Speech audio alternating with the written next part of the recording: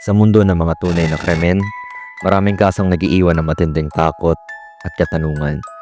Ngunit may mga istorya ring hindi lamang tungkol sa karumal-dumal na krimen, kundi tungkol sa kakaibang anyo ng pagmamahal na nalihis at nauwi sa nakakasuklam na obsesyon. Isa sa mga kasong ito ay ang kwento ni Carl Tanzler. Kilala rin bilang Count Carl von Cosel, isang lalaking umibig ng labis hanggang sa pagdaanan niya ang isang linya na hindi pa rin kayang ipaliwanag ng rasyonal na pag-iisip. Isipin mo to, isang doktor na hindi makalimot sa babaeng minahal niya kahit matagal na itong namatay, at hindi lamang sa alaala o litrato niya binuhay ang kanyang pagmamahal, kundi sa mismong katawan ng babae. Sa halip na tanggapin ang kamatayan, inakaw niya ang bangkay mula sa libingan, dinala ito sa kanyang tahanan at sa loob ng 7 taon, kasama niya itong natulog, binihisan at minahal ang katawan ng isang babaeng wala ng buhay. Ito ang nakapangingilabot na kwento ni Carl Tanzler, ang lalaking hindi nakalaya sa kanyang obsesyon kay Maria Elena Milagro de Hoyos, at kung paano ang isang pag-ibig ay nauwi sa isang krimen na hindi malilimutan. Si Carl Tanzler ay pinanganak noong 1877 sa Dresden, Germany. Bata pa lamang siya ay sinasabi na raw na may kakaibang pananaw siya sa buhay at sa pag-ibig. Ayon mismo sa kanyang mga kwento, madalas siyang magkaroon ng pangitain tungkol sa isang babae, isang idealized figure na para bang siya ang itinakdang pag-ibig ng kanyang buhay. Para kay Tanzler, hindi basta imahinasyon ng babaeng iyon. Naniniwala siyang tadhana ang magtatagpo sa kanila balang araw. Sa pagtanda niya, nag-aral siya ng medisina at kalaunan ay lumipat sa Key West, Florida, kung saan siya nagtrabaho bilang isang radiology technician sa US Marine Hospital. Noon, nagsimula ang isang bahaging magbabago ng kanyang kapalaran. Noong 1930, dinala sa ospital si Maria Elena Milagros de Hoyos, isang 21 anyos na dalaga mula sa pamilyang Cuban-American. Kilala si Elena sa kanyang angking ganda, maputi, mahaba ang buhok, at may mukha raw na parang artistang lumabas mula sa isang lumang pelikula. Ngunit sa kabila ng kanyang kabataan at kagandahan, may dala siyang mabigat na sakit, tuberculosis, isang nakamamatay na karamdaman noong panahong iyon. Pagpasok ni Carl sa kwarto ni Elena, para bang bumalik sa kanya ang lahat ng pangitain ng kanyang kabataan. Para kay Tanzler, si Elena ang babae sa kanyang mga panaginip, ang kanyang itinakdang kapareha. Hindi nagtagal, nauwi ito sa isang matinding obsesyon. Hindi lamang siya naging masigasig sa pagbibigay ng atensyon at pangangalaga kay Elena bilang pasyente. Ginamit din niya ang lahat ng kanyang kaalaman at kahit personal na mga kagamitan upang subukan siyang iligtas. Nagdala siya ng sariling treatment machines sa bahay ng pamilya Hoyos. Nagbigay ng mga gamot at elixir na siya mismo ang gumawa. At sinigurong araw-araw ay nandyan siya para kay Elena. Ngunit sa likod ng lahat ng ito, may isa pang mas malalim na dahilan. Hindi lamang niya nais na gumaling si Elena. Nais niyang manatili siya sa piling nito sa kabila ng lumalalang karamdaman. Sa puntong ito, hindi pa alam ng pamilya at ng mismong si Elena kung gaano kalalim at kadilim ang pagkahumaling ni Carl Tanzler. Mula nang una niyang makita si Elena sa ospital, tila ba nahulog na si Carl Tanzler sa isang bangungot na pagmamahal na hindi niya mapipigilan.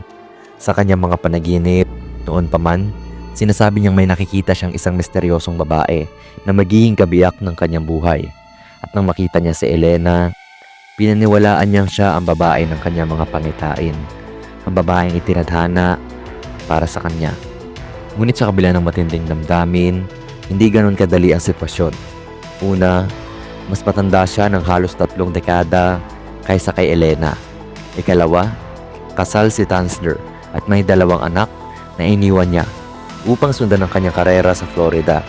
At higit sa lahat, hindi kailanman ginantihan ni Elena ang kanyang nararamdaman.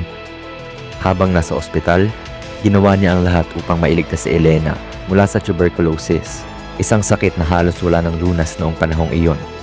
Gumawa siya ng sarili niyang mga treatment, mga kakaibang aparato, at nagdala ng sari-saring gamot na siya mismo ang nag-imbento. Dinadalhan niya rin sa Elena ng mga regalo, damit, alahas, at kahit mamahaling bagay na labis ikinabahala ng pamilya nito. Ngunit kahit anong pagsisikap, lumala naman ang kondisyon ni Elena. Noong 1931, sa edad na 21, binawian siya ng buhay. Sa puntong iyon, ang isang normal na tao ay matututo sanang tanggapin ang pagkawala. Pero para kay Carl Tanzler, ang kamatayan ni Elena ay hindi katapusan, kundi simula ng isang mas nakakatakot na kabanata. Ginastusan niya ang magarbong libing ni Elena at ipinagpatayo pa siya ng mausoleo, at dito nagsimula ang kanyang masithing kabaliwan. Araw-araw, dumadalaw si Carl sa puntod, ngunit hindi lang iyon simpleng pagbisita. Ayon sa mga ulat, nananatili siya roon ng mahigit gabi-gabi, nagdadala ng mga regalo, nagtatambay ng matagal, at tila ba ayaw nang iwanan ang labi ng dalaga. Hindi alam ng pamilya ni Elena na sa bawat pagdaan ng panahon, mas lumalim ang pagkahumaling ni Tanzler, at unti-unti niyang binabalak na gawin ang isang bagay na lampas sa imahinasyon ng sinuman. Habang lumilipas ang mga taon, matapos mamatay si Elena, lalo lamang sumithi ang pagkahumaling ni Carl Tanzler. Araw-gabi siyang dumadalaw sa mausoleo, at dahil siya ang nagbayad para sa lahat ng gastos ng libing, siya rin ang may hawak ng tanging susi ng puntod. At hindi alam ng pamilya ni Elena, ang madalas na presensya ni Tanzler doon ay hindi lamang simpleng pagluluksa. Isa itong unti-unting pagsasanay sa kanyang gagawing mas nakapangingilabot na hakbang. Noong 1933, 2 taon matapos pumanaw si Elena, tuluyan ang bumigay si Carl sa kanyang kabaliwan. Sa kalaliman ng gabi, pumunta siya sa puntod, binuksan ang pinto gamit ang susi, at tinalabas ang kabaong ng dalaga. Maingat niyang kinuha ang katawan at isinakay sa isang laruang kariton upang dalhin pa uwi. Para kay Tanzler, hindi iyon pagnanakaw, kundi isang pagtataboy sa kalungkutan. Dahil naniniwala siyang hindi dapat maagnas at maiwan mag-isa si Elena sa malamig na libingan. Ngunit siyempre, hindi maiiwasan ang natural na proseso ng pagkabulok. Nang dalhin niya ang katawan sa kanyang tahanan, unti-unti na itong naaagnas, at dito makikita ang matinding antas ng kanyang delusyon. Gumawa siya ng mga paraan upang mapreserba si Elena at mapanatili itong parang buhay. Ginamit niya ang wire hangers at iba pang bakal upang buuin muli ang balangkas ng kanyang katawan. Sa mga lugar na wala ng laman o buto, nilagyan niya ng plaster at tela na ibinabad sa wax upang maibalik ang hugis ng katawan. Pinuno niya ng basahan na tela ang loob ng katawan upang hindi tuluyang gumuho. Ang mga mata ni Elena ay napalitan ng glass eyes na inilagay niya mismo. Kapag may natatanggal na bahagi ng balat, nilalagyan niya ito ng wax at cosmetics upang magmukhang buo. Para sa buhok, ginamit niya ang ilang hibla ng tunay na buhok ni Elena na kinuha ng kanyang ina noong ito'y buhay pa. Hindi lang ito tungkol sa pisikal na anyo. Dinamitan niya si Elena ng mga magagarang damit, sinuotan ng guantes at nilagyan ng pabango para matakpan ang amoy ng pagkabulok. Sa lahat ng ito, naniniwala si Carl na ibinabalik niya si Elena sa buhay. Isang ilusyon na siya lamang ang nakakita. At dito nagsimula ang tunay na bangungot. Sa halip na isang puntod, ang tahanan ni Carl Tanzler ay naging libingan ni Elena. Ngunit sa kanyang isipan, hindi siya kasama ng isang bangkay, kundi ng babaeng minamahal niya, na nananatili sa piling niya magpakailanman. Pagkatapos niyang ilabas ang bangkay mula sa puntod noong 1933, si Carl Tanzler ay namuhay na parang may asawa. Sa loob ng kanyang maliit na bahay, itinuring niyang si Elena ay buhay pa rin. Araw-araw, dinadamitan niya ito ng magagarang damit, nilalagyan ng pabango, at pinapahiran ng kosmetiko para maitago ang pagkabulok ng laman. Madalas niyang kantahan ng violin at piano si Elena na para bang ipinagpapatuloy nila ang isang pag-iibigan na hindi natapos sa kanyang pagkamatay. Sa mga kapitbahay, tila isang kakaibang matanda lamang si Tanzler na laging abala sa kanyang asawa. Minsan, naririnig nila ang mga kanta at pag-uusap niya sa loob, ngunit walang nakakaalam na ang kanyang kasama ay isang bangkay na matagal nang pumanaw. Habang lumilipas ang mga taon, hindi maiwasang lumala ang kondisyon ng katawan ni Elena. Tuwing may natutuklap na balat o may nabubulok na bahagi, dinadagdagan niya ito ng wax, tela at plaster. Ginawa niyang parausan ng kanyang imahinasyon.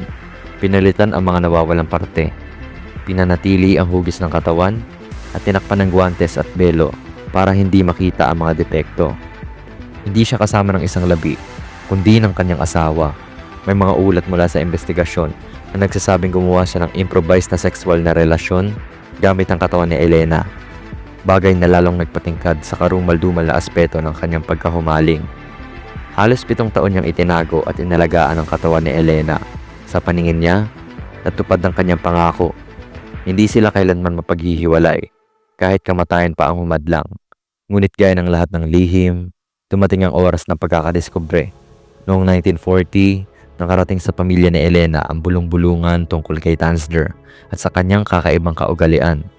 May isang lokal na bata raw na nakasilip sa bintana ng bahay ni Tanzler at nakita ang tila manikang kahawig ni Elena. Nagsimulang magduda ang pamilya, lalo na ang kapatid na babae ni Elena, kaya nagpasya silang imbestigahan. At dito na sumabog ang isa sa pinaka nakakakilabot na iskandalo sa kasaysayan ng Florida.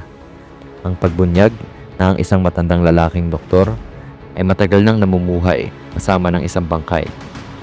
Noong Oktubre 1940, matapos ang mga bulong-bulungan at hinala, personal na nagtungo ang kapatid ni Elena Hoyos sa bahay ni Carl Tanzler.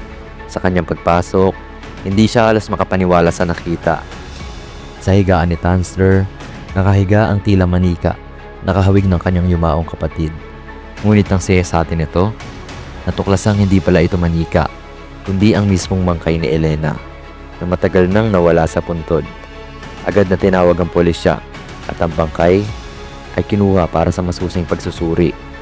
Doon nakita ng mga investigador na hindi lang basta itinago ni Tanzler ang katawan. Pinagtagpi-tagpi niya ito gamit ang wire, wax at tela upang mapanatili ang anyo. Natuklasan din na gumawa siya ng mga improvised body parts para mapunan ng mga naaagnas na bahagi ng katawan ni Elena. Nang ikwento ni Tanzler sa mga otoridad ng kanyang ginawa, tila wala siyang pagsisisi. Sa halip, ipinahayag niyang ginawa lamang niya ito dahil mahal na mahal niya si Elena at gusto niyang tuparin ang kanyang pangakong hindi siya iiwan kahit sa kamatayan. Anya, naniniwala siyang patuloy siyang binibisita ni Elena sa panaginip at inihiling daw nitong huwag siyang pabayaan. Nang mailabas ang balita, sumabog ang isyu sa buong Key West at sa iba't ibang pahayagan sa Amerika. Ang publiko ay may halo-halong emosyon. May mga nandiri at nagsasabing si Tanzler ay isang necrophile na baliw. Ngunit meron ding ilan na nakaramdam ng awa at nakita ito bilang isang nakakadurog ng pusong pag-ibig na nauwi sa kabaliwan. Libo-libong tao ang pumila para personal na makita ang katawan ni Elena bago ito maibalik sa pamilya. Ang bangkay ay muling inilibing sa isang lihim na lugar upang hindi na muling maistorbo. Si Carl Tanzler ay inaresto at sinampahan ng kaso para sa maliciously destroying a grave and removing a body without authorization. Gayunpaman, dahil lagpas na sa statute of limitations ang kanyang ginawa noong una niyang ninakaw ang bangkay noong 1933, napilitan ng korte na ibasura ang kaso. Ibig sabihin, nakalaya si Tanzler at hindi nakulong para sa kanyang ginawa. Natuklasang inilis ni Tanzler ang katawan ni Elena mula sa puntod noong 1933. 7 taon bago pa siya madiskubre. Sa batas ng Florida noon, mayroon lamang statute of limitations na halos 2 taon para isampa ang ganitong kaso. Dahil lumagpas na ang oras, wala nang legal na basehan upang hatulan si Tanzler. Pagkatapos ng eskandalo, nanirahan siyang tahimik. Ngunit patuloy niya nagsusulat at gumagawa ng imahe ni Elena. Sa kanyang pagtanda, natagpuan pa siya na may hawak na life-size effigy ni Elena sa kanyang higaan. Tila ba sa huli, hindi niya kailanman iniwan ang kabaliwan ng kanyang pag-ibig